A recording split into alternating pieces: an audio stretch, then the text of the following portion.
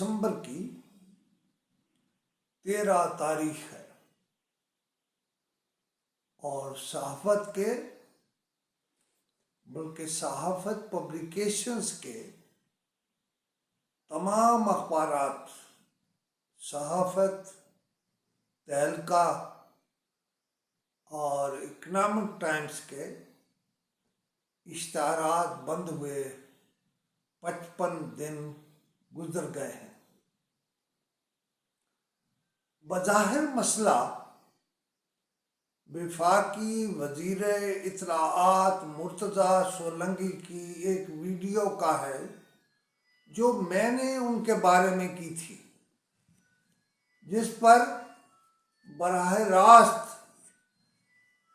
सोलंकी साहब और उनके PIO तारिक महमूद खान ने मुझे धमकियां दी, और जब मैंने धमकियों के बावजूद वीडियो न उतारी तो मुझे तारिक महमूद से एक ऐसा खत लिखवाया गया जो गैर कानूनी था। मुझे इस खत के साथ उन्होंने ना सेंट्रल मीडिया लिस्ट से उतारा और ना एलानिया मेरे इश्तिहार बंद किए।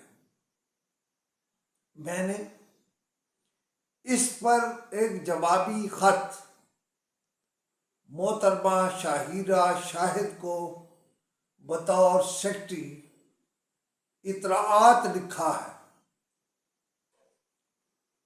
और कहा है कि मोहतरमा, ये जो तारिक महमूद ने मुझे धमकी दी है कि वो सहाफ़त का डिक्लेरेशन कैंसिल कर देगा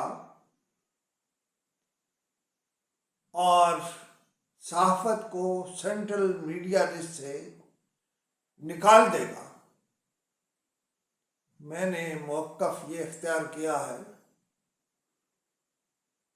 कि उन्हें ये इख्तियार हासिल ही नहीं। ये खत जो है वो लिख ही नहीं सकते। बहरहाल मैं ये नहीं कहता, साथ साथ मुज़ाकरात भी हुए और 3 बार के मुसलसल मुज़ाकरात में मुर्तज़ा सोलंकी के नुमाइंदे तारिक महमूद ने वो वीडियो उतारने पर इसरार किया। हमारा मौक़िफ़ ये है कि अगर हमने वीडियो में कोई खिलाफ वाक़या और कानून कहा है तो हम उस पर मुआज़रत भी करेंगे और वीडियो भी उतार देंगे। लेकिन मुर्तज़ा सोलंकी और तारिक महमूद अब मज़ीद धमकियों के साथ बराबर मुतालबा कर रहे हैं कि वीडियो उतारी जाए। हमें एक गैर कानूनी और धमकी आमेज़ खत के साथ साथ गैर आलमिया हमारे तमाम अखबारात के इश्तहारात बंद करके नाकाबिले तलाफ़ी नुकसान पहुँचाया गया और मज़ीद पहुँचाने की कोशिश कर रहे हैं। मैं दरअसल देख ही रहा हूँ कि निगरान हुकूमत में ऐसे गैर कानूनी काम भी किए जा सकते हैं और उन गैर कानूनी कामों पर क्या एक्शन होता है। मैंने तकरीबन 2 महीने पहले एक वीडियो दी थी और कहा था कि इंफॉर्मेशन का काम सिर्फ इंफॉर्मेशन वाले ही कर सकते हैं, न किसी DMG ग्रुप का कोई बंदा और न किसी और वजारत का माहिर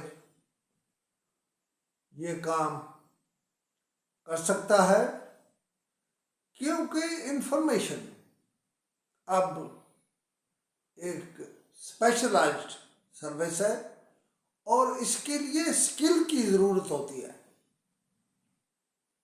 इस वीडियो में मैंने ये भी कहा था कि जो इंफॉर्मेशन की मौजूदा टीम है میری مراد مرتضیٰ سولنگی، ظہور احمد اور طارق محمود سے تھی کہ وہ یہ کام یعنی وزارت اطلاعات کا کام نہیں سنبھال سکتی، کیونکہ یہ تینوں حضرات اس لائق ہی نہیں کہ وہ یہ کام سنبھالے۔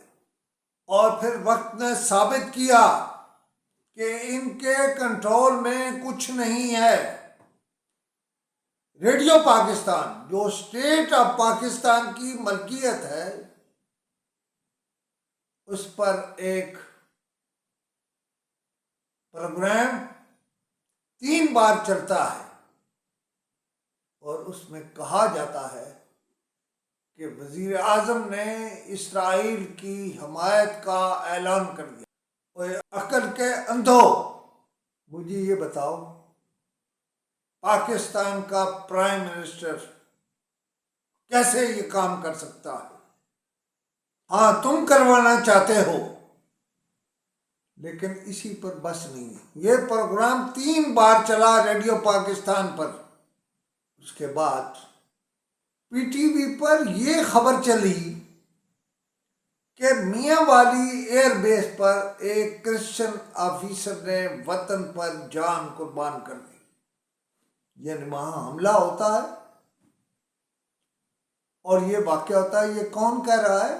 پی ٹی وی، جبکہ پی ٹی وی کی یہ خبر آئی ایس پی آر سے متصادم تھی۔ آئی ایس پی آر کچھ اور کہہ رہا تھا۔ اس سنگین غلطی پر کسی نے کوئی ایکشن نہیں لیا۔ ہم نے اس غلطی کو پوائنٹ آؤٹ کیا۔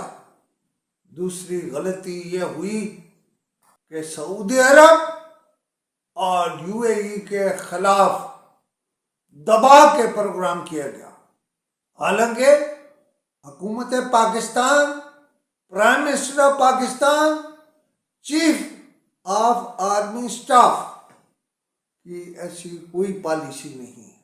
وزیر اعظم امریکہ جاتے ہیں اور یہ وزیر اعظم کو کوریج نہیں دلا سکتے۔ حد یہ ہے کہ پاکستانی میڈیا جو امریکہ میں ہے اس سے بھی کام نہیں لے سکتے۔